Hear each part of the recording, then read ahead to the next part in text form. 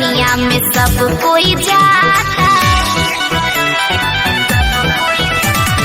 भांग धतूरा ले ली हवेल पाता, शिव के शरणिया में सब कोई जाता। देहिया से देह टकराला, लड़का बाहर गरीब से।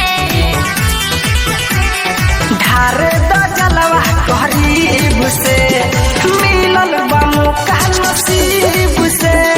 ढारे द जलवा गरीब से, मिलल बा मौका नसीब से।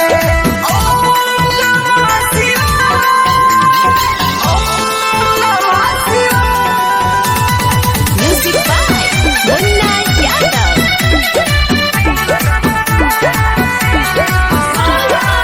बस सावनवा बहे पवनवा, लागे बड़ी सुहावन हो। हर्षला मनवा धरती गगनवा, पूजेला शिव के चरणवा हो। जल्दी जाए के जरूरत बा, जलवा ढार के मुहूर्त बा। चलत रहे सब दिल भर जाला, प्यार दिहले अजीब से। ढारे द जलवा गरीब से, मिलल बा मौका नसीब से। ढारे द जलवा गरीब से, मिलल बा मौका नसीब से।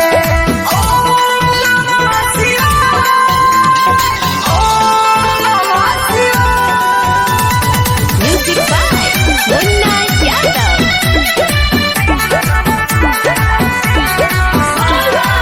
तीनों त्रिलोकी के रौरे है राजा, लागल बा रौरे से प्रीत जी। रौरदाया से लंगड़ा चले, घुंघू के मिले सुख जी। धरल से जल हमरा मिली सकून, देहिया में हमारा जगल बा जुनून। माचल में राजू कुलू कृष्ण मोहन, तरल देवी गरीब से। ढारे द